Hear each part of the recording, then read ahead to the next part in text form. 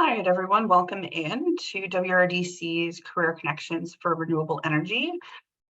Just to give everyone a heads up, as we're getting joined by more and more people, this session is in fact being recorded. So if you need to catch it after the fact, you'll be able to come back to it.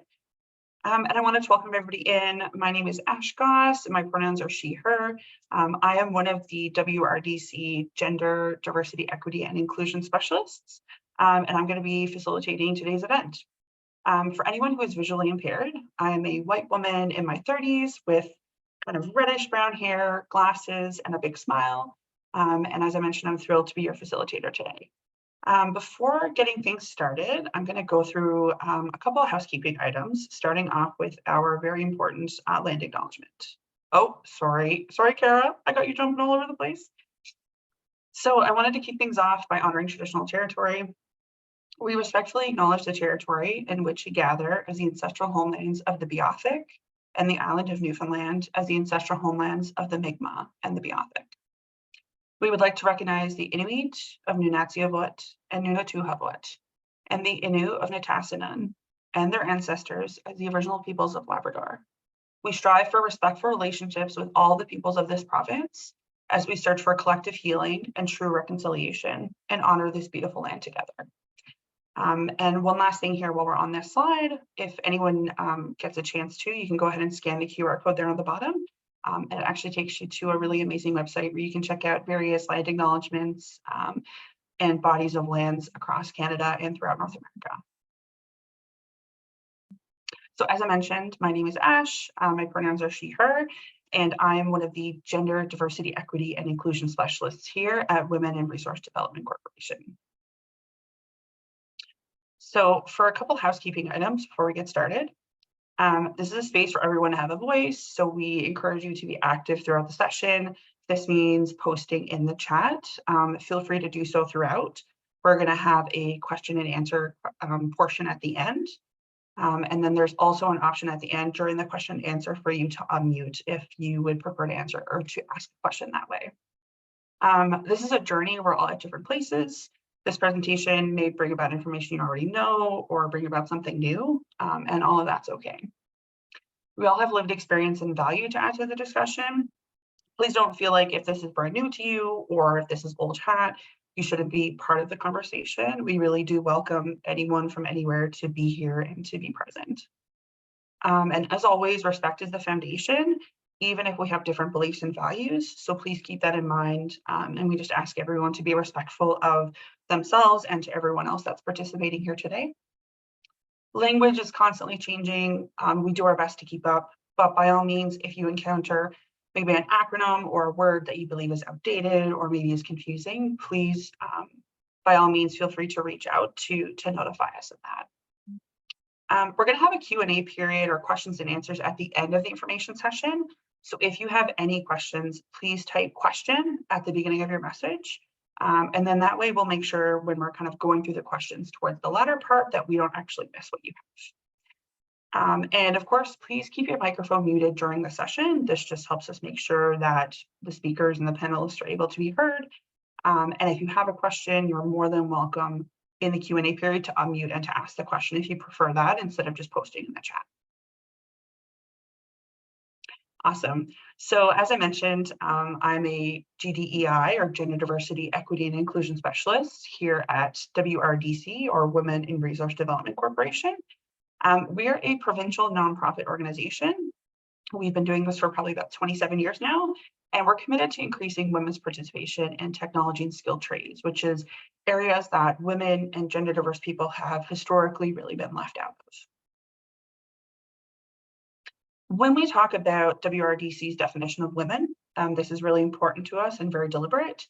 Women refers to anyone who identifies as a woman and explicitly includes not only cis women, so not only those who are assigned female at birth, but also trans women, anyone who identifies as non-binary, non-conforming, and or gender fluid, and anyone irrespective of assigned gender at birth, gender identity, and gender expression, who has experienced or is subject to experiencing discrimination based on identifying as a woman and or being identified by others as a woman. And with regards to our programs and services, so we have tons to offer. We are province-wide, so we do have offices located across Newfoundland and up into Labrador. Some of our key activities, we have a lot of career exploration programs. So this includes a lot of our education and outreach for youth. Our STEM for Girls program, near and dear to my heart. Our website is here on the bottom, stemforgirls.ca. It's a youth program that actually goes into schools, works with community centers. We have an amazing online program that's totally free of charge for youth that allows them, gender diverse female students to get involved in science, tech, engineering, math, hands-on. Our career development and employment assistance services are fantastic. We have a lot of really experienced career development practitioners, or CDPs, that are there to help individuals who might be starting a new career, might be interested in starting somewhere else. Kind of any of those questions are the ones that we tackle. Our gender diversity, equity, and inclusion, or DEI, consultation services and training. We offer these services to workplaces and employers who are interested in maybe diversifying, if they're wondering maybe their workplaces aren't equitable enough, or how do we incorporate a lot more inclusion into our workplace. Those are the services we offer. And of course, we have our research team that help us with a lot of the collaboration and partnerships that we have. And they really help us identify solutions to many of the challenges that a lot of women and gender diverse people face in trades and technology, and help a lot of our employers and employees out. Awesome. Thank you so much, Kara. So what we're going to do now is I'm going to actually hand it over to our first speaker of the day. So Ogaga Johnson from econext. Going to hand it over to you, Ogaga. I think you should be good to share your screen on the bottom there. Yes, I should. Thank you very much. Let me do a room check. How's everyone doing? How's everyone doing in the group chat, in the chat? Let's see it. How's everyone doing? I want to know, let's know how you're doing. How's your day going? You can put it in the chat. I'm looking at it before I start. I want to do a bit of a vibe check.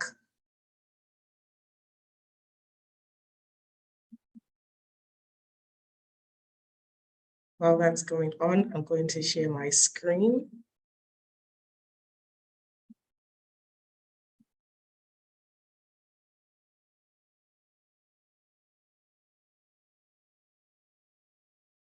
Awesome. Okay. Just let me know in the chat if you can see my screen. Oh, the chat is showing disabled. Oh, sorry about that. Okay. I think we're just going to work on that now. Ogaga, sorry, everyone, give us 2 seconds to make sure the chat is working. Okay, so while that's going on, I will just start. Just let me know everyone can see my screen. Thumbs up. Awesome. Okay, so I will quickly just talk about econext, and then I will share about, renewable energy. I know everyone here, this career connections for renewable energy. So Ash, just to confirm, I'm meant to start my presentation, right? I'm good to go. You can go ahead. You can go ahead whenever you're ready. All right, perfect. Okay, so I'm just going to quickly do a rundown on who econext is, and I'll do some industry overview on what is renewable energy, what's that industry looking like in Newfoundland and Labrador, what is there to know, what's on the horizon, what are the career opportunities going on, and then I will, allow Stephanie, Ashley to talk about some of those career opportunities, in the industry, and they'll share their journey as well. Then I'll come back and just share on what education and training and funding is actually available in order to kickstart your career within the renewable energy sector.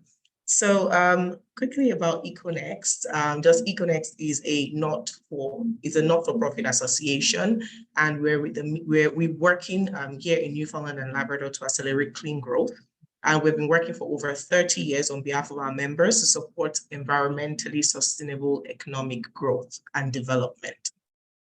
And so in terms of econext, we have 3 main roles that we work in. The first is innovation, in terms of working with our partners, whether in the public space or in private or in academic sectors, in order to stimulate and support research and development and innovation that advances clean growth within the province We also have the workforce development space where I lead. So Ogaga Johnson, I'm Director of Workforce Development. So here we work with private, public, and academic partners to prepare the workforce, whether the future workforce or the current workforce, for participation in Newfoundland and Labrador's emerging clean growth industries, which is, renewable energy obviously is one of our core sectors within the industry. And then there's the green economy, where we are a catalyst for climate change action within industries, businesses, and communities in Newfoundland and Labrador. And it's so great because Ashley is now one of our board of directors for econext. So she's on here. So it's great to have her, come in as well. So I'm sure she'll have lots to share. And, they're also in terms of on boards for WISE and WIRE, which are, important organizations. Yes, I'm sure they'll share more about that, when they speak. So that's econext. That's what we do. 3 main pillars: innovation, workforce development, and green economy, in order to advance clean growth here in Newfoundland and Labrador. So I'll quickly jump into an overview of what renewable energy is looking like, the growth prospects. Oh, I see the chat. Yeah. Let's see. I'm doing great. Yes, good. I love it. Good. Oh, thanks for joining us today. I love all that I'm seeing on the chat. Okay. So before we even go in and I tell you about the industry and growth prospects, not that the chat is working, because I want it to be conversational. I want us to talk, right? Let me know, what are you hearing about the industry? What are you hearing about renewable energy in Newfoundland and Labrador? Why do you want to even come on this webinar to hear about it? It could be like, it's a word I've been hearing everywhere. So I want to know, what is it about renewable energy? Or I've been seeing different posts, different careers, and I don't know what it is. I'm interested, or I'm in the field and I like where it's going. Tell me in the chat, what are you hearing about the renewable energy industry in Newfoundland and Labrador? I want to read about it. Tell me before I tell you. So let's see. I'm waiting for you in the chat. Let's hear it. What have you heard about the renewable energy industry? Or you could even be, I've not heard anything. That's why I'm here, to hear about it. That's fine as well.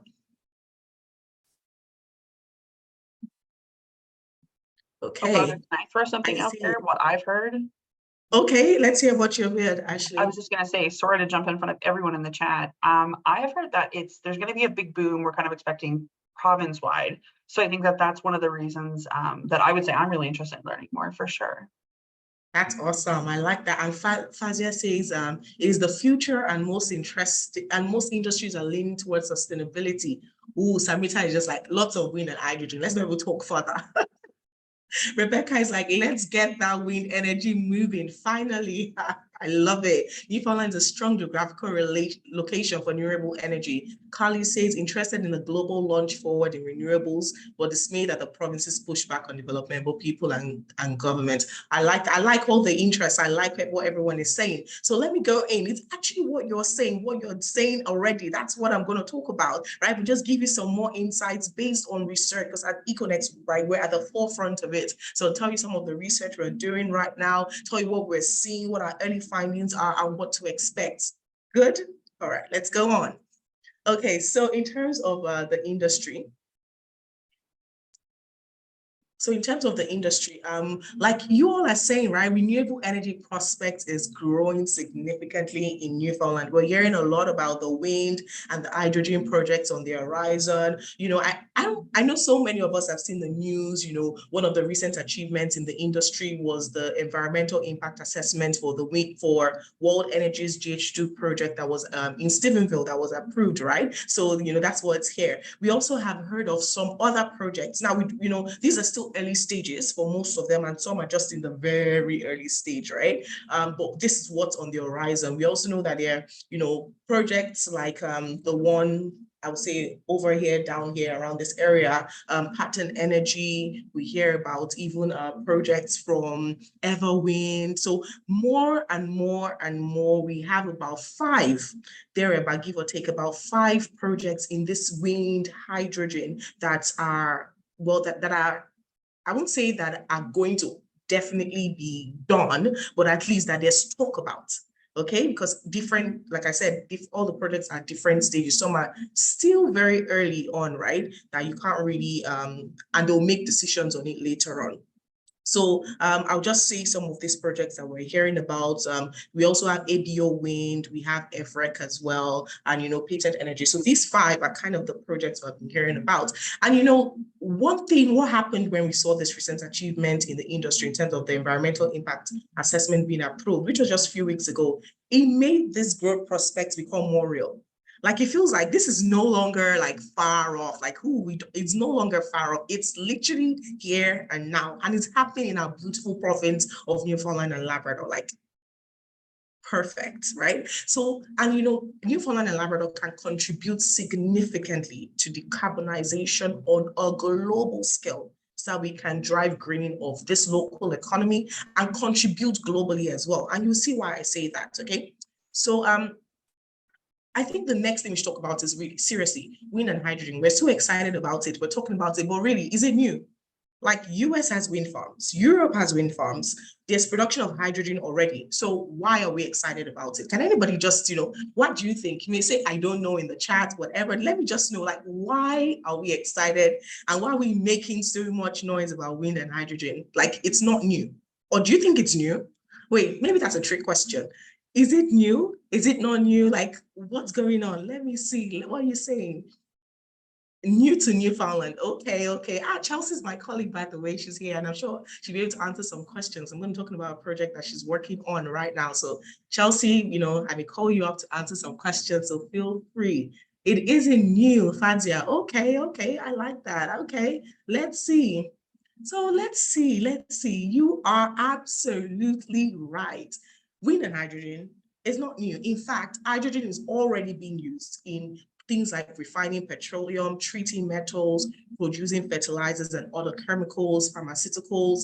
But there is prospect of how hydrogen can also be used in different ways, like electricity generation, marine transportation, freight transportation, like every industry, industrial places where it may be hard to decarbonize, right? This is where hydrogen can be used as a clean fuel, heating, industrial processes, even passenger transportation. Like, hydrogen can help to address greenhouse gases from parts of our economy in different ways that we're using them, right? And these parts that are really hard to address through other means, right? But it depends on where it comes from. Ooh, let's pause there a bit. It depends on where it comes from. So right now, the statistics say that 95% of the hydrogen being produced worldwide is not clean hydrogen. That is what is used to produce hydrogen is basically from fossil fuels or a medium that generates or emits greenhouse gases. So we're producing something that is clean, but out of a non-clean source. Is that still clean?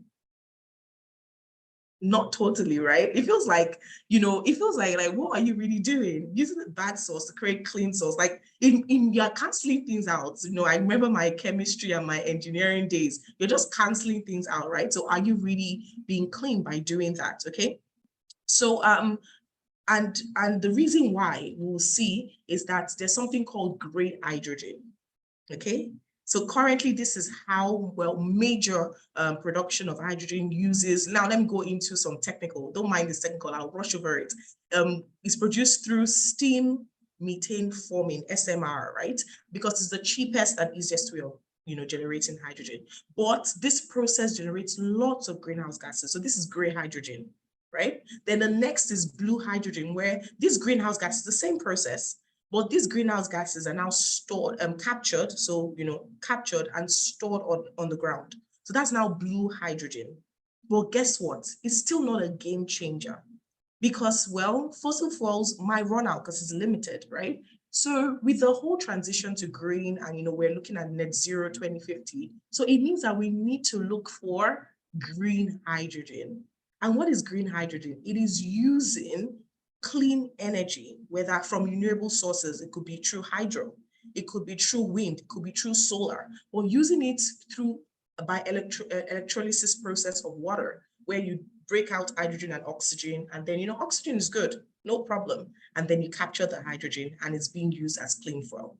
So this is where the world wants to go to, green hydrogen, where the process of generating hydrogen doesn't emit any green gas, doesn't emit any green gas. There's no green gas emission. There's no, pollution. It's clean. And that's where the world wants to go to. And guess what? Newfoundland can deliver that.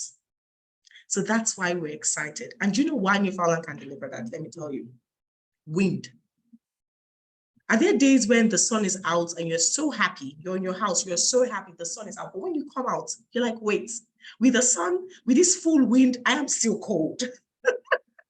Because we have so much wind, untapped wind resources. Newfoundland, we can leverage our wind because it's the strongest in the world for both offshore and onshore wind. Another thing is that we have hydroelectric grid. So we have an abundance of hydroelectricity. We have an abundance of land and water available for us to access. Our ports are good. The port of Agentia, it is good, right? We have ports and we can even improve the port infrastructure to make it, enable it to be able to use, transport and export, some of these things. And in talking about exporting, we are on a major shipping route because Newfoundland is at the closest point to North America and to Europe. Literally, the UK is like 5 hours away on a direct flight. And I'm so excited there's now a direct flight to London, right? Because it's the shortest 5 hours you are there with a slap of a finger. Like you can just watch 2 movies on the plane and you're there, literally. So it's on a major shipping route. We have significant, energy storage possibilities, whether it's through underground storage or not, right? We have a ready supply chain. We have a workforce that, that we can prepare. We can prepare. Like there's still lots of work that needs to be done for our workforce, but we have done it before when we had, large energy projects, large mining and infrastructure projects before. So it's something that we can do. We believe we can do. And that is why Newfoundland is excited about this opportunity because, even Germany is saying that we are going to buy your hydrogen. So that is so basically I'm just trying to give you an overview of the industry, why it's exciting, why it is, this is the time to think about renewable energy if you're in Newfoundland as a career. And guys, there is more. The opportunity is beyond just wind, is beyond just hydrogen, right? We're hearing about and seeing the need to have significant investments in our electricity grid. I think, the CEO of, I think Jennifer was saying recently, right? And she was talking about how the way we're using electricity and what's on the horizon, that we could run out of electricity in the next few years, right? Like 10 to 15 years, right? And that means we need to upgrade our, electricity grid, right? Even energy storage projects are coming up, right? Possibilities around biomass, offshore wind, and more. So there is so much that we can do. And do you know the thing about this? We're going to need a lot of workers. We're going to need a lot of workers. So there is room for you, room for me, regardless of race, gender, color, regardless of all that, there is room for us to be and to participate in this industry. So what are the career paths? They say there's room, there's room, there's room, there's room. What are the career paths? Where is the room? Okay. Now, as econext, we're actually doing a project called, and this is a project I was saying that Chelsea, my colleague that is here, is basically championing it as well with my other colleague, and it's called the Clean Energy Initiative. And the 3 main things that we, in terms of the first activity that we're currently working on is we want to do 3 main things. So we want to be able to understand the jobs and the skills that will be needed for this, for the change, for all the things happening within the industry. We want to understand the jobs, the skills. We also want to understand what education is required. What do we currently have? What do we need to put into place? Whether it's upskilling, kind of micro-credentials or full courses, we want to understand what will be needed. So we're creating education that will match the jobs. And then the final thing is that we want to quantify and time scale the jobs and skills. So we want to say, okay, these are the jobs will be needed in the next, like by 2025, 2026. So that jobs are needed in 2026. So we want to do that so that this information is out there and people can use it to make career decisions. Now I'm going to share some of our early findings. These are early findings. And, you know, in this industry, you get information, new information every single day, and it changes, right? But these are early findings and what we've seen since we started this research last year into this year. And the good thing about it is that this research is now wrapping up. And, you know, in the coming weeks, we're actually going to share this information publicly so that people actually see what are the jobs, how many, and what are the time frame. And I'll show you a sample of where we're going to get to in terms of in the next few weeks. A sample of the information we hope to share in the next few weeks. But from early findings, we are seeing, and you know, I will pull Ashley and Stephanie in as I talk about this now. We're seeing that in terms of now focusing on, you know, some of the first three is just focusing on the, you know, mainly the wind and hydrogen, right? And the last one is focusing on the electricity grid. So we're seeing that, you know, the greatest demand in terms of jobs will be in the construction phase of these projects, right? So obviously there's design, construction, there's operations, there's maintenance, there's decommissioning, but the greatest demand will be in the construction phase. And in the construction phase, like, do you know what? You know, all these 5 projects I talked about, even if only 1 or even 2, right, 2 or 1 actually go ahead to develop and to build the project, we are, you know, based on the findings, we're expecting to see a scale of 1,000 of jobs required within the, you know, trades and hundreds in operations and maintenance, even if 1 goes ahead out of the 5. 1,000 of jobs in trades and hundreds in operations, maintenance, and, you know, those supporting roles that will help ensure that the business, you know, functions effectively.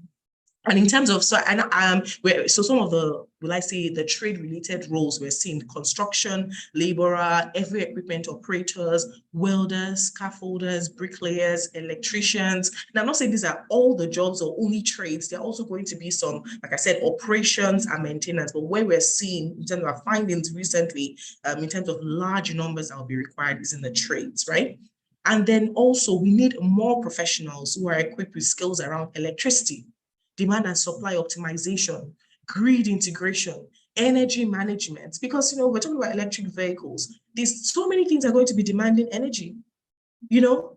So it means that we need to be able to upgrade, you know, our grid in order to be able to, have the capacity to supply the demand within the province. So we need more people, we need more skills, basically, right? And, you know, like I was saying, where we want to, so these are some of the career paths in trades. I'll focus on trades a lot because that is where we're seeing the largest, in thousands, right? And then obviously, like I said, that's not all. There's still, you know, operations, maintenance, like I said, electricity, kind of, you know, energy management roles. They're going to be roles, you know, in terms of, you know, engineering roles as well.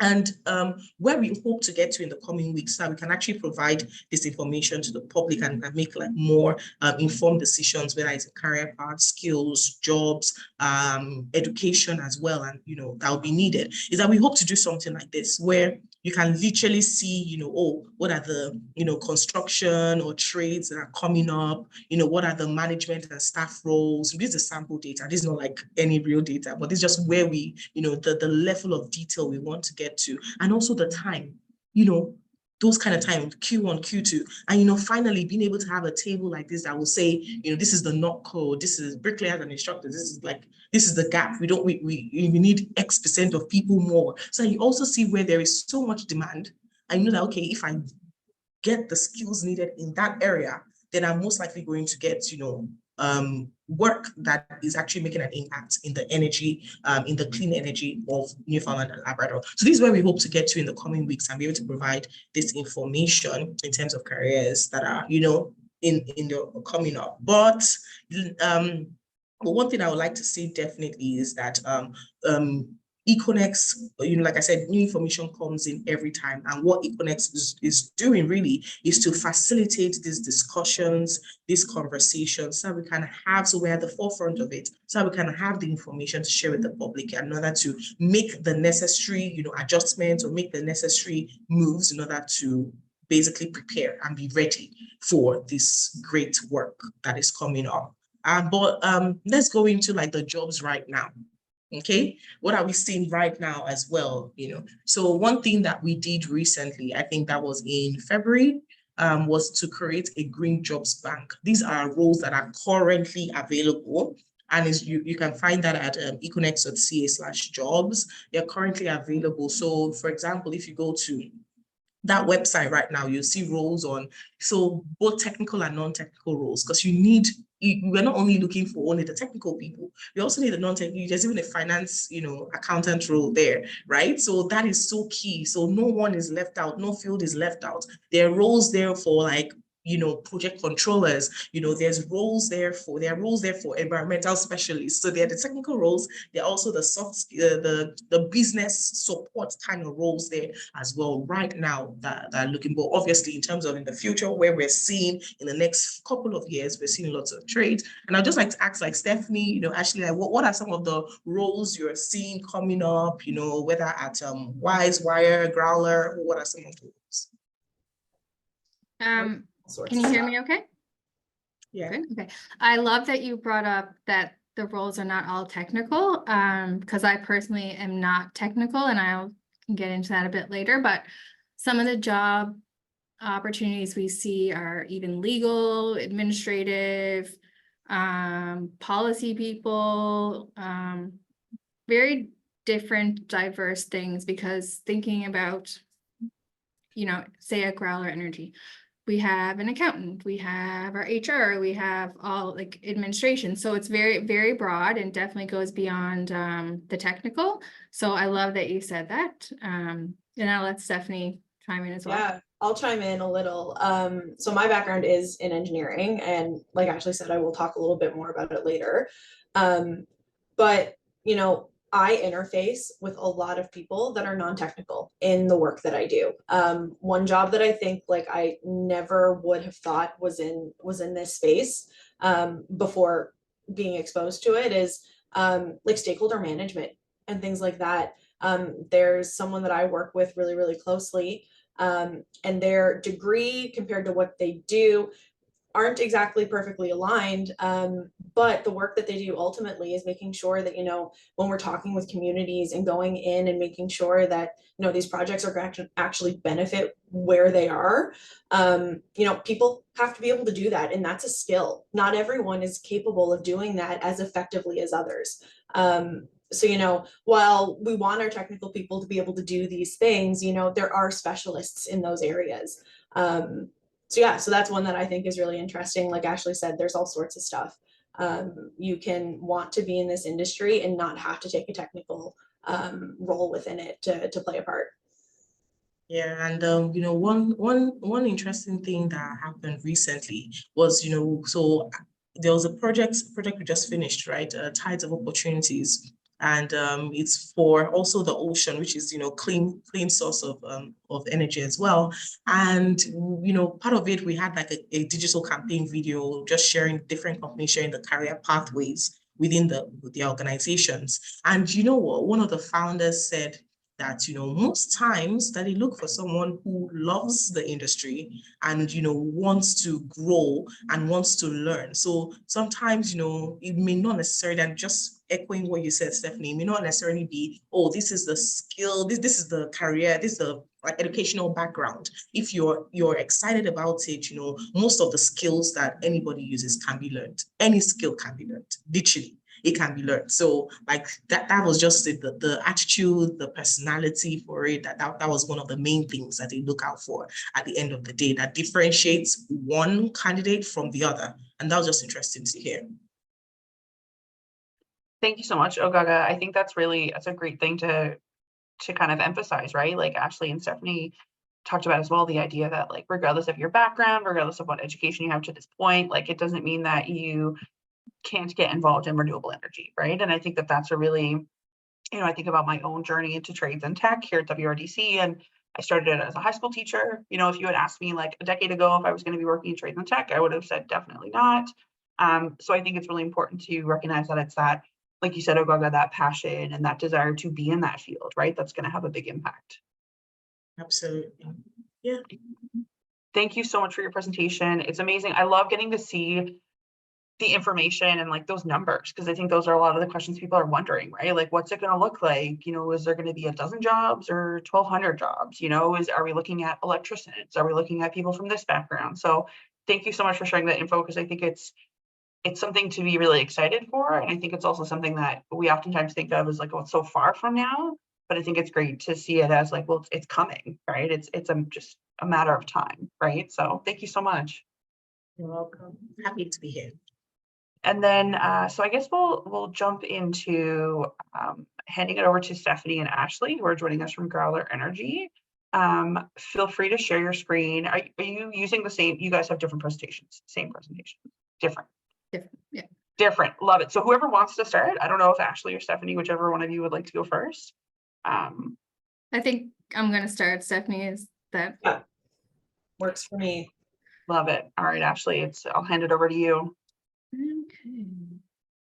Figure out, okay, share screen.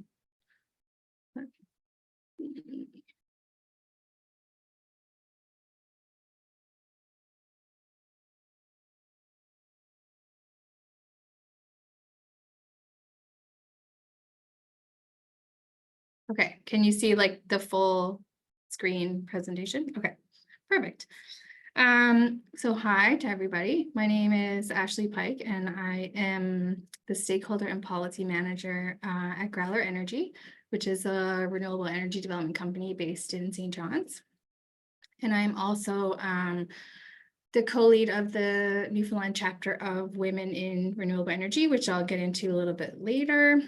So I'm going to be very candid here, I guess, and talk about how I ended up where I am, some struggles along the way, I guess. And feel free like to pop stuff in the chat or like speak up if something interests you or you just want to comment. Okay, so this lady here in the bottom is Rosalind Franklin, and she's on the cover of Time magazine in 1953. She's there because she produced an X-ray photograph that was the first evidence of the double helix structure of DNA molecules. And after that, 2 of her male colleagues went on to win the Nobel Peace Prize, and she was not part of that. But anyway, so when I was a teenager, I said, I want to be just like Rosalind Franklin. So when I was in high school, I took all the math, all the science, to prepare me to go into post-secondary in science to do genetics research. So I enrolled in a Bachelor of Science in biology. And I was supported along the way, you know, by teachers, my parents, because those are the sorts of careers like you see here on the screen, STEM careers, because they are good jobs, you're employable with that skill set. So off to MUN I went in 2003, starting my BSc in biology. So it turns out biology was not for me. I quit my Bachelor of Science. I was really bad at math. I hated doing the dissections.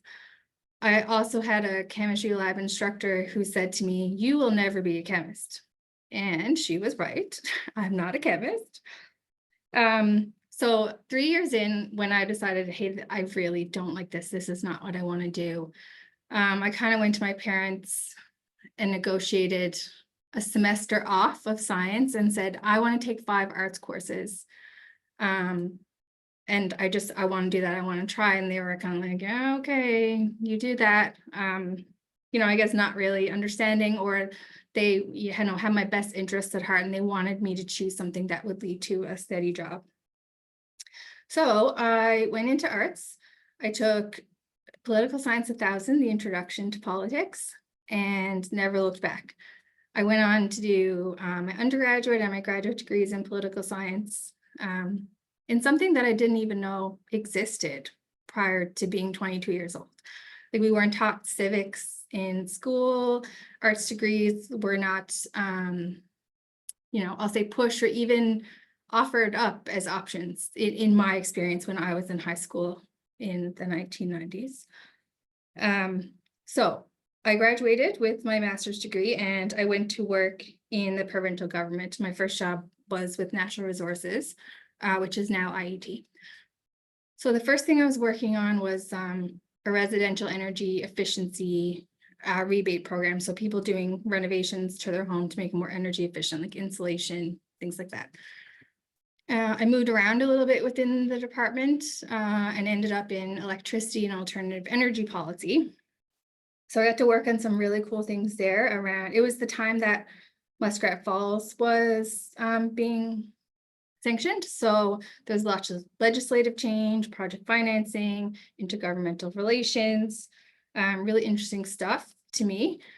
I also, in that position, had some exposure to Newfoundland Power and Newfoundland Hydro. If people remember like Dark NL and those blackouts and then all that sort of thing. So it wasn't a huge aspect of what I did, but it did give me exposure to the utilities and what they're doing. So after a few years of government, I saw a job come up at Newfoundland Power. I was not loving the public service vibe. So I was like, I need to go to the private sector. So this job was posted and I really wanted to apply, and I waited and waited. And then finally on the last day that the competition was open, I said, screw it, I'm going to apply. I probably had no business applying, or I felt that way at the time because I didn't have what they were looking for. I didn't have an engineering degree. I didn't have a commerce degree. I didn't have experience with projects. But turns out some of the things that I thought were random at the time in government actually ended up helping me, like in the interview at Newfoundland Power. And then when I went on to work there, I'll just give a specific obscure example. I remember at government one time I was writing a briefing note on air blast circuit breakers. Said, okay, I can learn enough and know enough to write this briefing note, and then like it'll probably just leave my mind and I'll never need it again or use it again.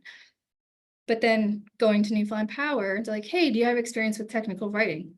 Yep. Do you have experience like taking technical concepts into everyday language? Yep. So then I was like, okay, maybe I actually do know what I'm doing a little bit. So I went on to work at Newfoundland Power for about 10 years, and I had a lot of major life changes while I was there. I got married, I had 2 kids. I took a year's maternity leave on each of my children.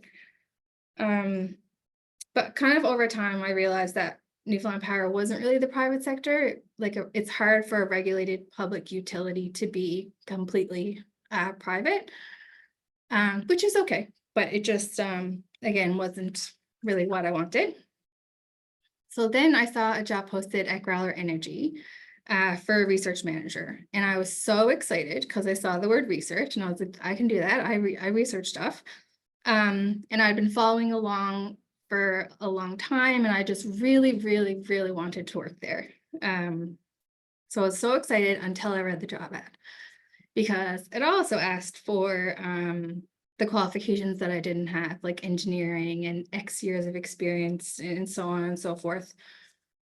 So again, I took a chance that I'm going to apply, because the worst they can say is no, and that's fine, because like, what do I have to lose, sort of thing. So when I was invited to interview, I kind of regretted applying, because I had all these thoughts running through my head, like, oh, I shouldn't have applied. Like, what if I oversold myself, or I get there and they're like, you are not what you said you are. Like, what business did I have? I have an arts degree. How can I work at a private renewable energy development company? But fortunately, Growler is a company that values people for who they are and what they can do and how they can contribute, not what's written down on paper in your resume. Like, you can have all the letters you want after your name, but that's not everything by far. So it's kind of full circle, I guess, that I find myself in a policy role after all this time. But I think it just goes to show that every little thing that you do and learn along the way help you down that path of where you're trying to get. So along the way, I've been in the workforce like about 15 or 16 years, like including grown-up jobs, not like TA at one.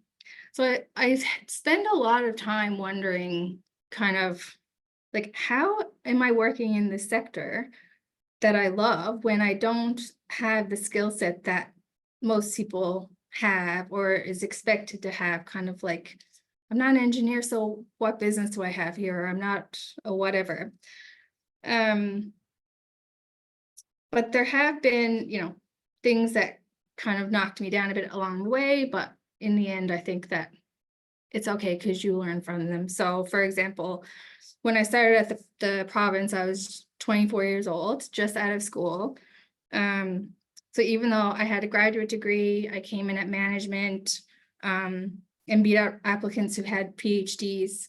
It didn't matter because I was the youngest person on the team. I was often the only female.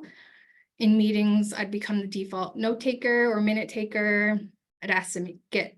People would ask me to make photocopies or all this stuff that probably some of you have experienced as well. And then at Newfoundland Power, I was kind of the odd one out again. Most of my colleagues were engineers or CPAs, like certified professional accountants, and mostly men too. And I am none of those things.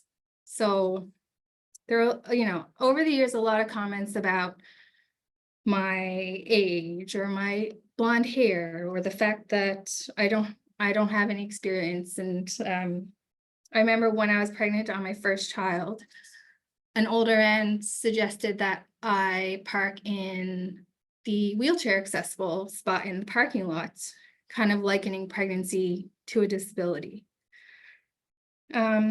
And then, over the years, comments were made and assumptions about once I became a wife or once I became a mom, what that meant about like how late I could stay in the day or what work I would take on, or even was I returning to work and leaving my baby at home? So things like that. So for me, the concept of the motherhood penalty is real, something I did experience. I'm not saying that I experience it in my current job. I'm just saying that it's a thing, but that's a different topic in itself. But all of these things made me kind of consistently feel like I had no business being where I am and I didn't deserve to be there. So what I've learned, a few things here, and we've talked about this already, is that all skills are needed. It's a different perspective. It's like tradespeople, lawyers, accountants, environmental, regulatory, everyone's needed. So you are needed too. So don't just think that because you're not technical, there's no space for you, because I'm here to tell you that there is. And don't screen yourself out, because had I screened myself out of those job ads, I wouldn't have gotten the job. So let them screen you out. Like, it's not up. Don't tell yourself that you're not good enough. Even if you don't have all the qualifications, go for it, because what do you have to lose? And take things on.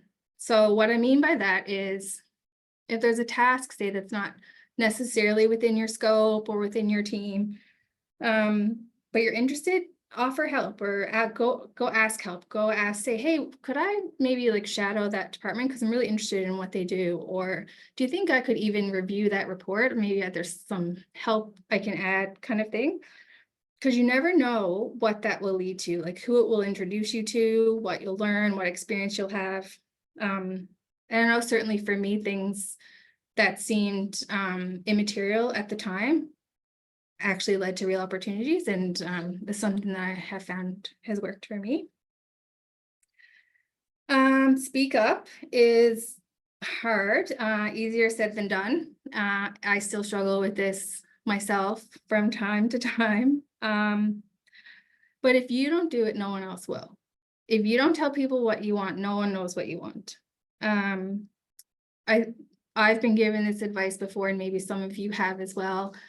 Just keep your head down, do good work. Your work will speak for yourself, like your time will come. But like, screw that, because it won't. It might not. It might, but it also might not. So if you don't advocate for yourself, and if you don't put that out there, it might not come. Else. So you are special. You have a secret weapon. Everyone has one. And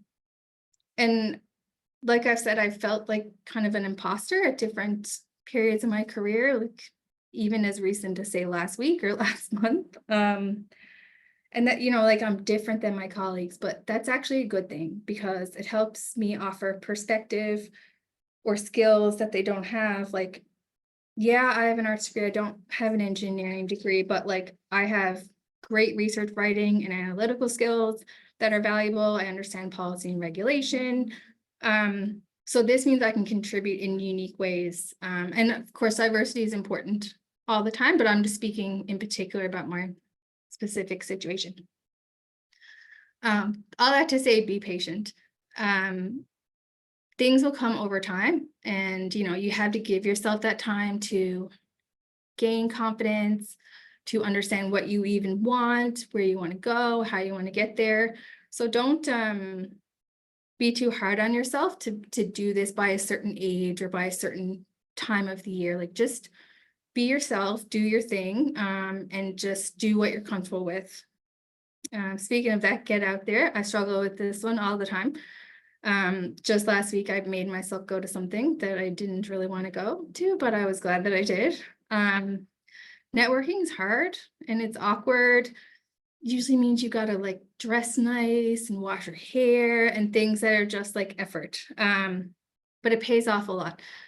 And there's also ways to connect that aren't in person. I love LinkedIn. I get a lot of information on LinkedIn, connect with a lot of people. There's a lot of industry organizations that you can follow or engage with. That's how you find out about, you know, newsletters, webinars like this one. So that's a really great way to kind of dip toe into networking if you're not the type of person that likes to be out and about. So here is an organization that I would like to talk to you about. This is Women in Renewable Energy.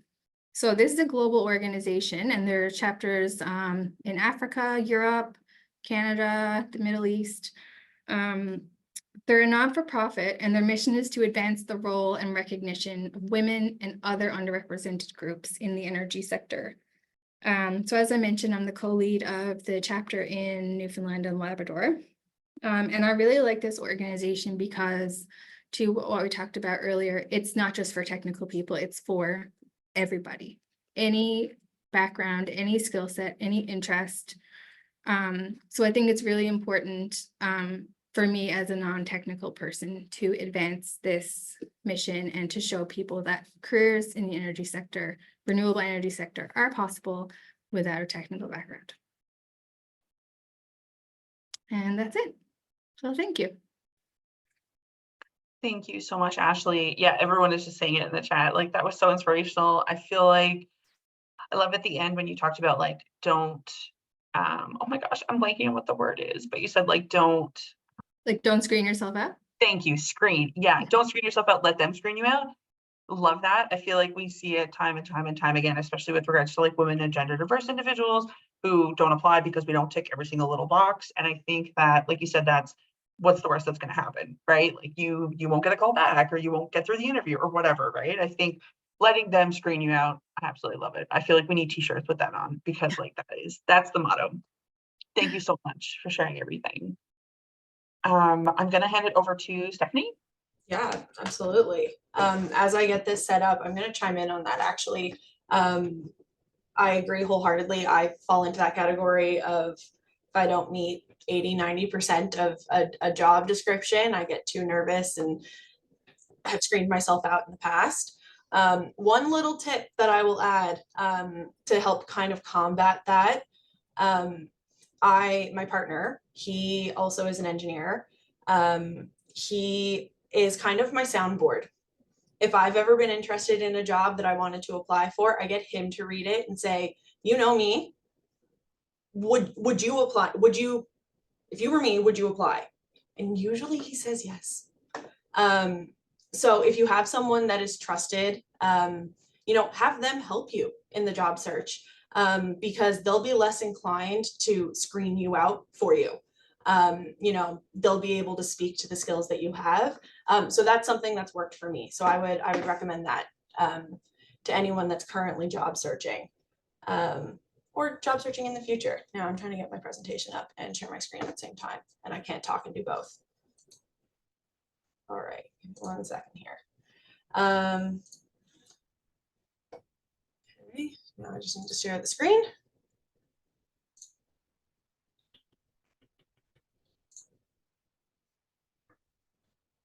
Right, share.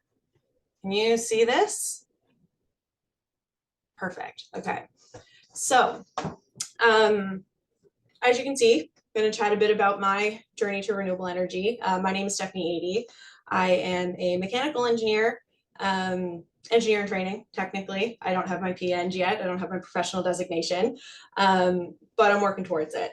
So like Ashley, I also work at Growler Energy. I've been with Growler for 3 years. I graduated 3 years ago, so I started with Growler right out of school. But gonna walk everyone through a little bit about how I got to where I am, being early in my career, sharing how that looks a little bit different from Ashley's. So, like I said, I'm gonna start back in high school, move in through university into the career that I have now, what that looks like, and then some things that I've learned along the way, along with some advice. So digging into high school, the 3 main things that I anchored back to when I was thinking about what I wanted to do, I highlighted that I was pretty good at math and science, kind of came easy to me. I knew that I wanted to love what I do. My mom raised me on the concept of if you love what you do, you'll never work a day in your life. And I really, really have taken that to heart. It's something that, you know, I want embedded into everything that I do. And I knew I wanted to help people. For me, that meant, you know, working as a doctor, working in healthcare. The only way that I knew to help people was through like a medical application, which I think is also quite standard for, you know, a young woman to think. You don't necessarily think about the more technical side, or different technical side, I should say. So I knew I wanted to help people. The thing is to become a doctor, you have to have an undergrad. So I was trying to think, okay, well, what do I want to do as an undergrad? I had teachers telling me, you know, you should consider, you know, science degree, engineering, something along those lines. And my dad, when I would sit down with him, he said, you know, you could do a science degree. He's like, you could do engineering. He was like, if you did engineering, you could work right out of school. And he was like, these are the types of jobs that you could have. You know, doing a science degree, he was like, do you want to get your master's? Do you want to do this? Do you want to do that? I was like, probably not as much. So I landed on engineering, not fully understanding what it was. But I was like, you know what? It's worth it. We'll give it a shot. So I went to university. I studied at Memorial, but I did apply to other universities. I just thought it made a bit more sense to live at home, take advantage of not having to accrue too much student debt. Thankfully, I know that that is not the case for everyone. But yeah, I studied mechanical engineering. It was a 5-year program, and I graduated in April 2021. One of the things that really drew me to the program at MUN as well is work terms.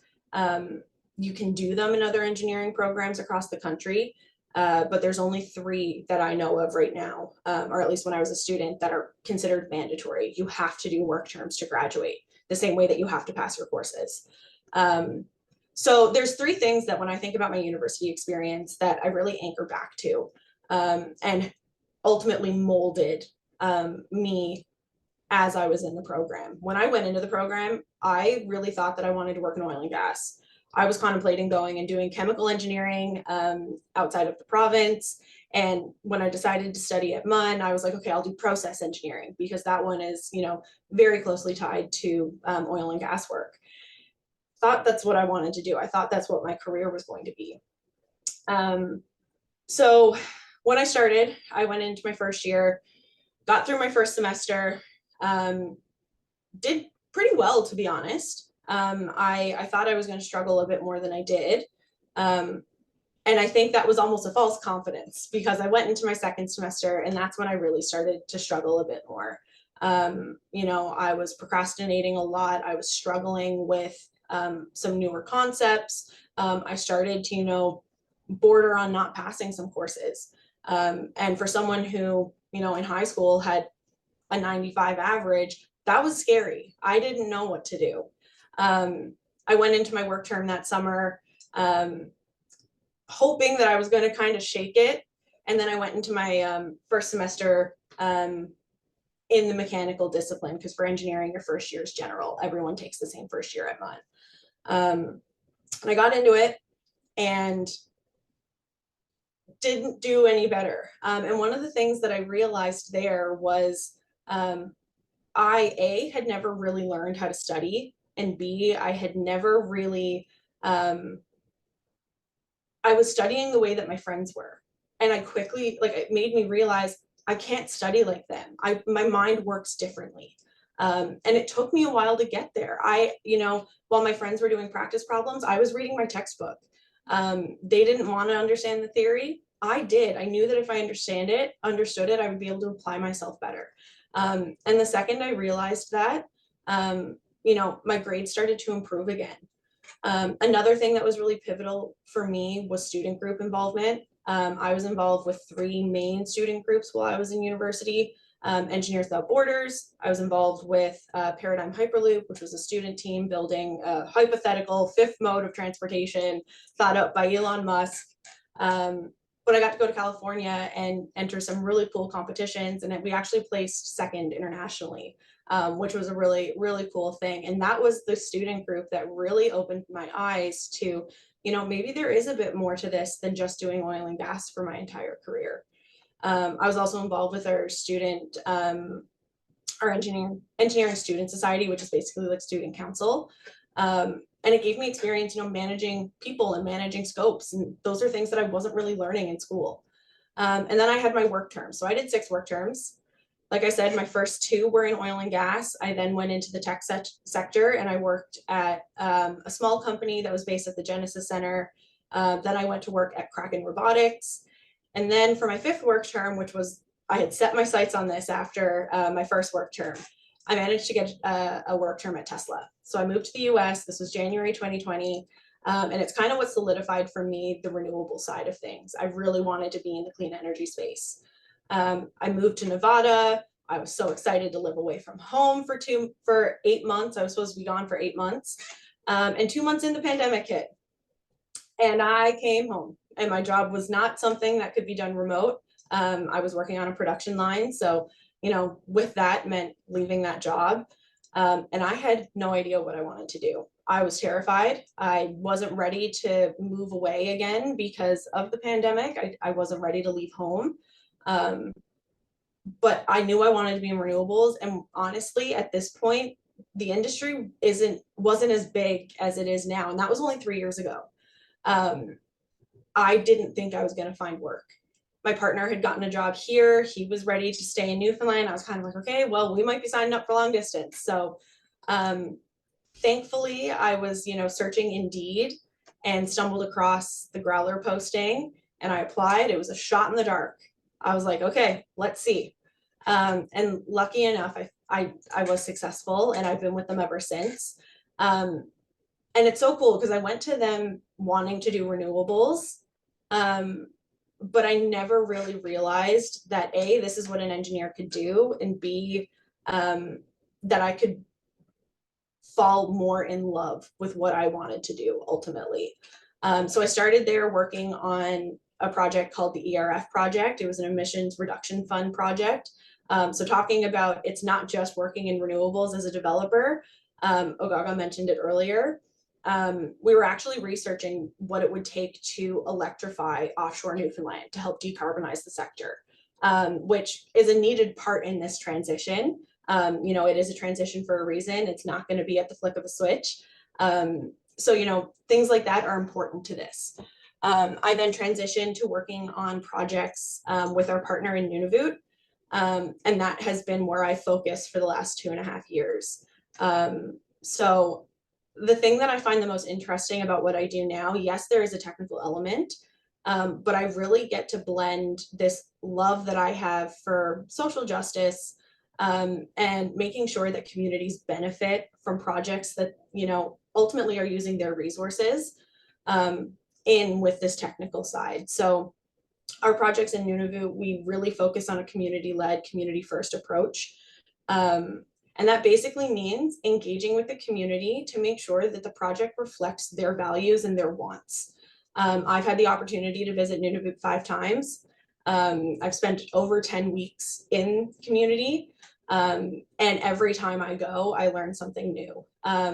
just a quick, these are some photos that I've had, that I've taken throughout the years. This first one here, hopefully you can see my cursor, the one with this big tower. So that's kind of my technical side coming out. I got to install meteorological evaluation towers. They're basically wind data collection towers. I went up this past fall for a cumulative 6.5 weeks, installing these towers throughout the territory. This one in particular is in Resolute Bay, which is one of the most northern communities in Canada. So that's a pat on the back moment for me that Ashley especially has reminded me needs to be a pat on the back moment, because I'm very quick to, you know, as I find most women are, to not celebrate themselves. This photo up here is in Seni-Kilowak. That was the first community I ever visited in Nunavut. It holds a very special place in my heart, and actually is going to be the community that gets Nunavut's first wind development, which is very exciting. And the fact that I got to be a little tiny part of that project is really cool. The other side of my job that is not so technical, but arguably more important in my eyes, is the community engagement. So this photo is from a community feast that we hosted in one of the communities. And that is, it was a chance for us to engage with community, to understand, again, community wants and needs. But we did so, you know, following cultural practices in the community. So these communities are predominantly Indigenous, they're predominantly Inuit. And so we had country food there. We had muktuk, we had tuktu, we had caribou, we had all of these foods that are typical to, you know, Inuit values and Inuit society, you know, to encourage people to come out and just celebrate renewable energy and talk about it with us. There was no pressure to move forward with anything. It was just an opportunity to talk.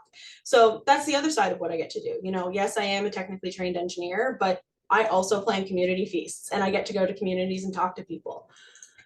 So I'll quickly touch on some things that I've learned, but I do really want to keep it brief because I want to chat with people.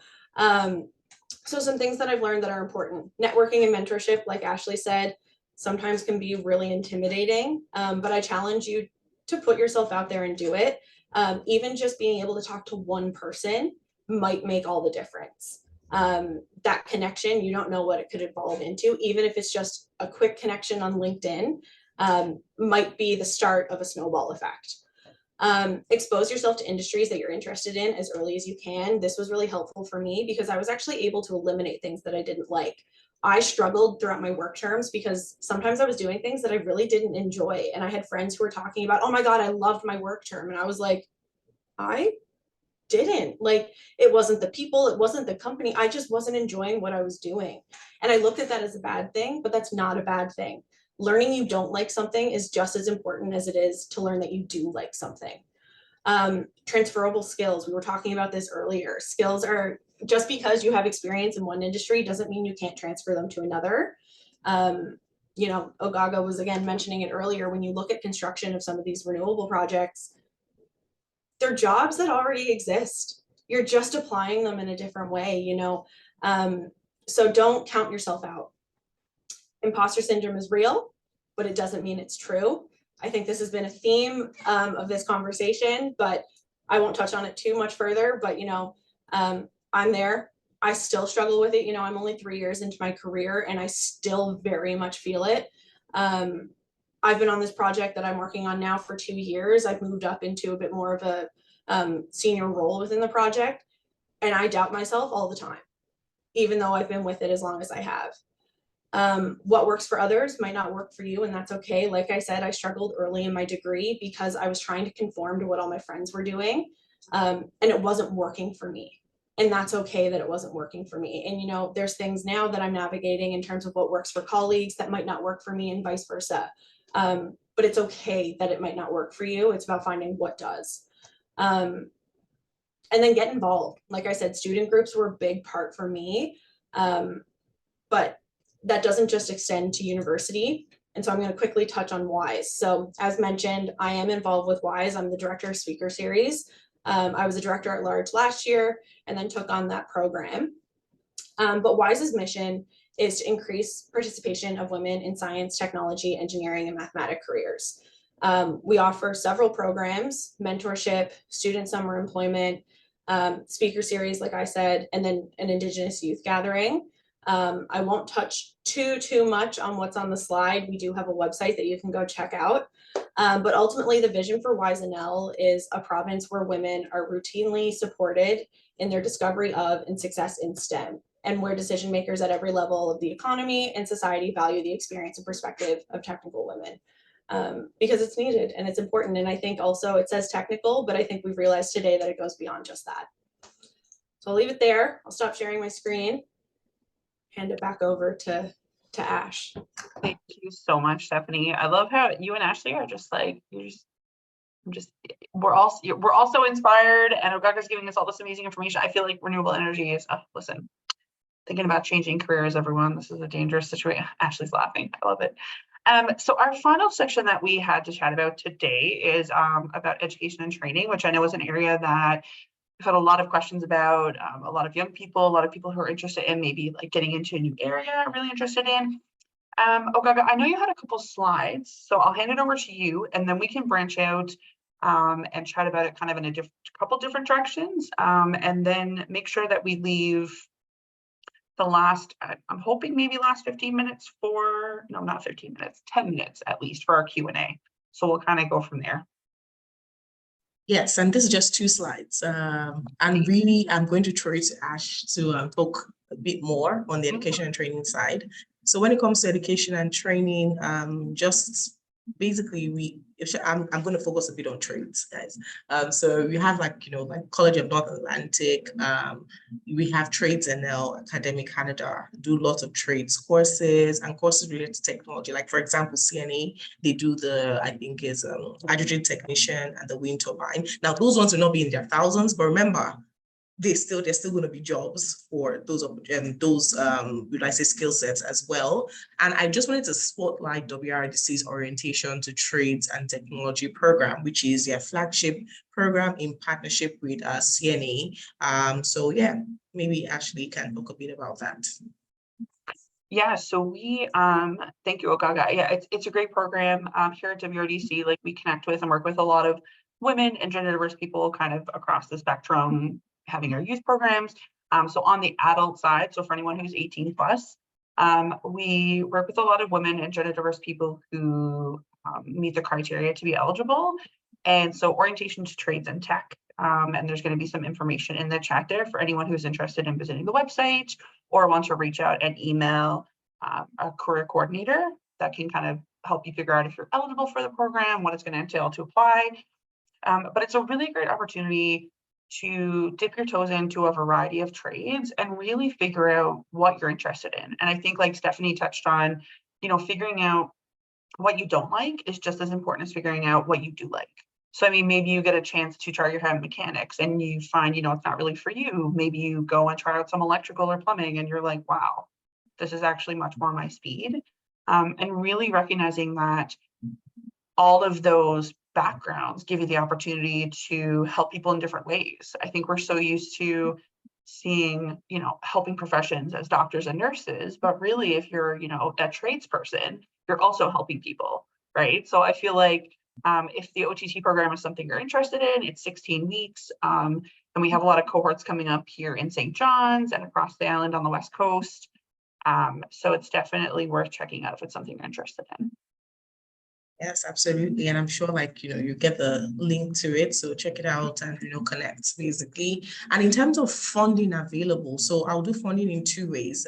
So the first funding here is so what econext has been doing is that, lots of people want to get into work, even if it's just for a short time, work integrated learning to be able to, get a feel of the industry. Exactly whether I like it or not, I can't really tell if I do not actually do the work. So we've created a list of, green job subsidies for both employers and, the future or the current workforce, where you can say, okay, there's a 70% subsidy or 60% subsidy if you hire me for this kind of role. So just de-risk hiring people and to provide that opportunity for employers to embrace that work integrated learning for people who are not necessarily yet in the field, who would like to go into the field. So you can check that out, and you can share with employers and say, hey, there's money to pay me to work, right? If you can allow me, even if it's just for a short time, to just understand, get my hands, into the role. And then there's also something for those who are in education, whether if you're in the trades and technology scholarship for women, funded by Newfoundland Hydro, by WRDC, facilitating that scholarship. And if I'm not mistaken, it's about 1,500 for 6 people. So maybe I'll leave Ashley to talk about it. Yeah, no, thanks, Ogaga. Yeah, so we actually just posted in the chat there, you can see. So those scholarships actually just went live yesterday, I believe, which is super exciting. And so there's actually 6 of those that are going to be awarded. It's $1,500 in total, like Ogaga just mentioned. And these are going to be awarded to students who are pursuing a skilled trades or technology program. So there's a link in the chat there you can click to learn more about that.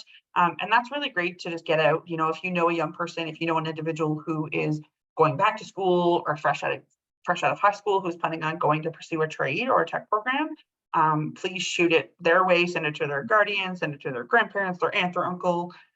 Really anyone, $1,500 can make a really big difference when it comes to textbooks or rent or, whatever need be. So definitely a great opportunity. So Ogaga, thank you so much for covering a lot of the technology, a lot of the training and education. I think that that's definitely a big area people are curious about. I'm going to go ahead because we've got about 12 minutes left, if my math is correct. So I don't want to, just to be respectful of everyone's time, I'm going to dive in actually and take a look at our Q&A section. Just a reminder for anyone that is there, please feel free to post in the Q&A. We'll get through as many questions as we can. Oh, this is a really great question. Okay, so this one comes from an anonymous attendee. I think I might send this one Ogaga's way, but Stephanie and Ashley, if you have anything to contribute, please do. This person wrote a quick question about the numbers. So the numbers from your slides, Ogaga. Is there any idea of the longevity of the jobs? Okay, so remember, these are still early findings, but like I said, even if one goes through, we have about 1,000 within construction. And the idea is that, like I said, there are 5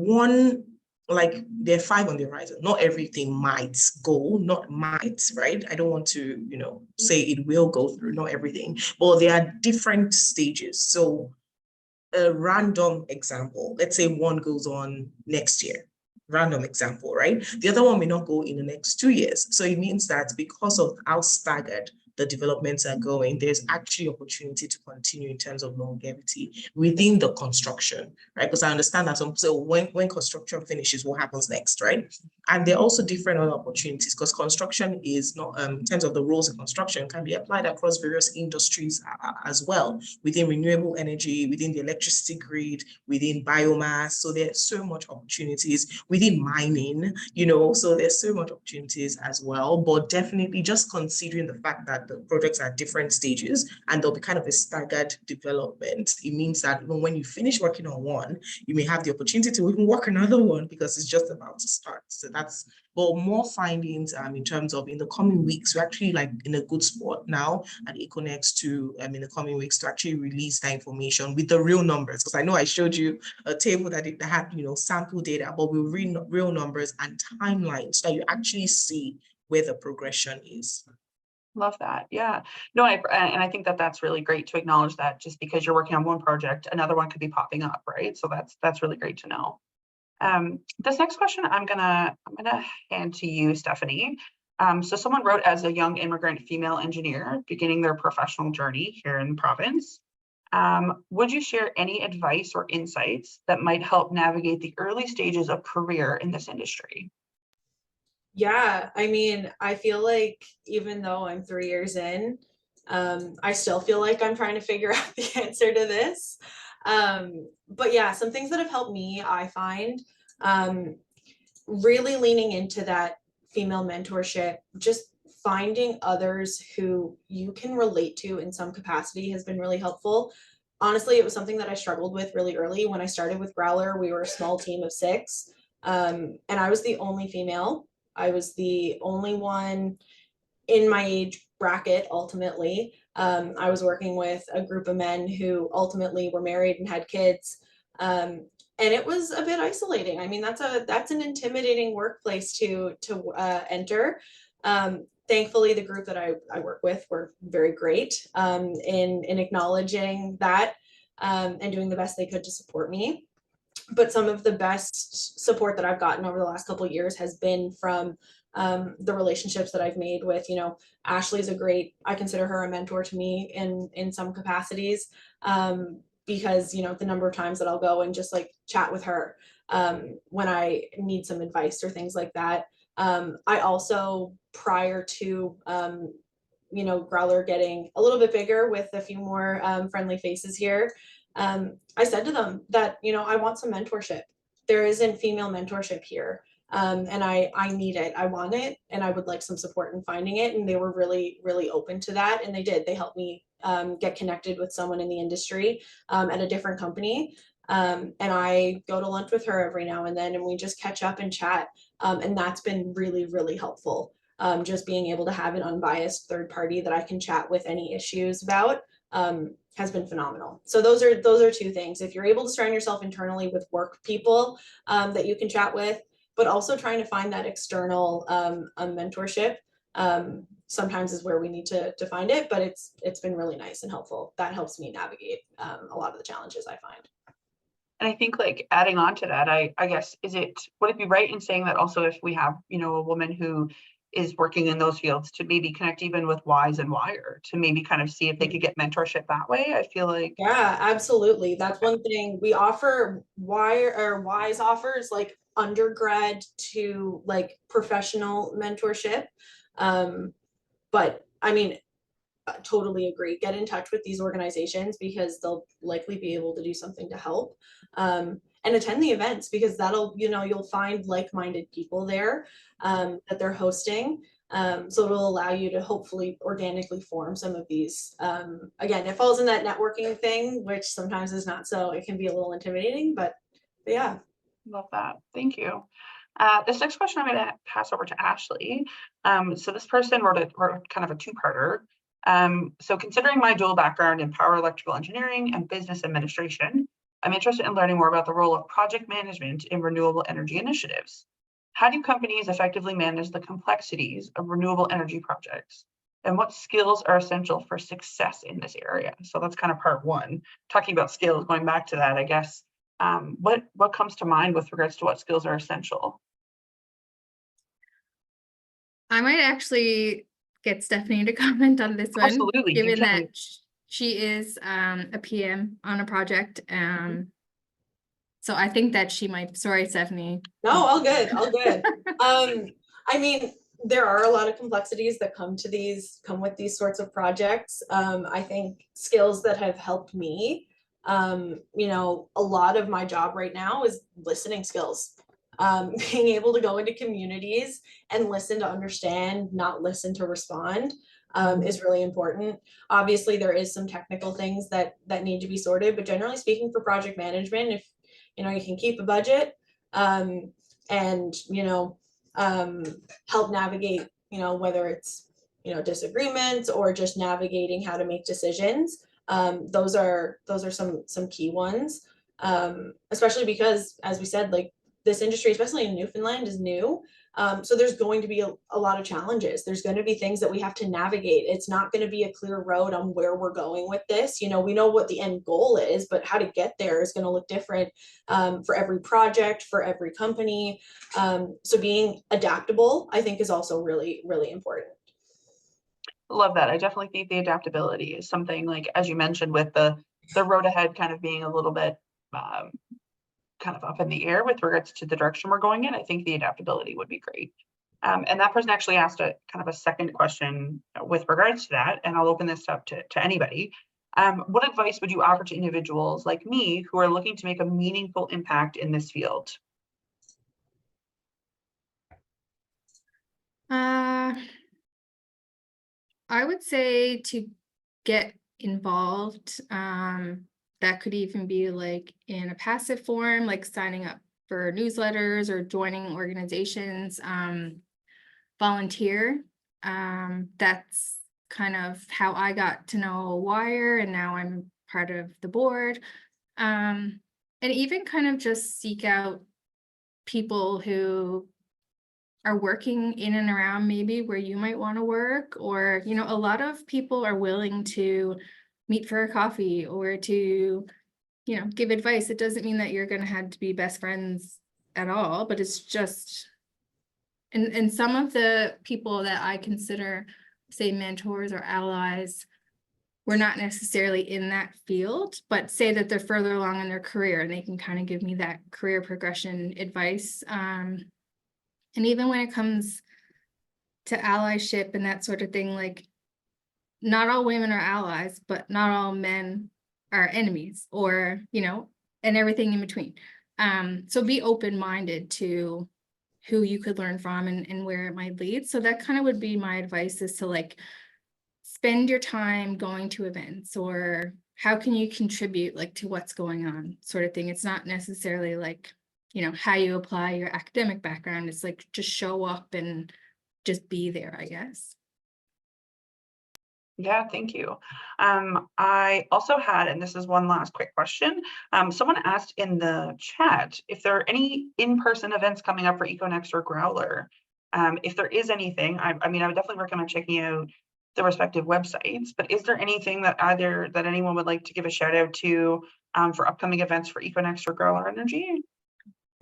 WRNL and WISE-NL are going to be co-hosting an event coming up in late May or early June. So we're just planning it right now, but we will certainly share that and hope to see people there. We'd love to meet you all and kind of make introductions. Certainly, I don't want to speak for everyone else, but I think that we would do whatever we could to connect people and that sort of thing. Sounds great. econext, we always have events coming up. I don't know if there's any in person coming up in May or June, but we're definitely going to have a summer social, which is what we always have. But the dates is basically going to be during the summer, obviously. But we have a couple of webinars coming up, an online course coming up. The best way to stay in touch, because for example, we just had an event, in-person event last week, right? When we had our AGM and awards ceremony. So if this was last week, I'd have probably said, hey, Friday, we're having an event. So we usually have that. So I'll say, go to our website and sign up for our newsletter, because our newsletter goes out every single week and has all the, events and everything upcoming. And also, if you're interested in any of the jobs, do also sign up for the jobs newsletter. So you get every week, like the jobs, right, that people that are actually in Newfoundland that people are looking for, skills or talent for as well. So sign up and, and just get connected and get involved, please. I love it. Thank you, Ogaga. Yeah, I get the newsletter every week, and it's fantastic. I love reading through in my email.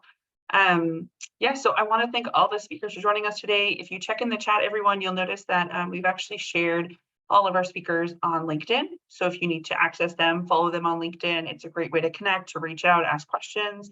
And I hope everyone has an amazing rest of your day. Thank you so much, Ogaga, Ashley, Stephanie, for everything. And I hope everyone has a fantastic rest of your week. Okay, see you. Bye. Take care, everyone. Thank you. Thank you, everyone.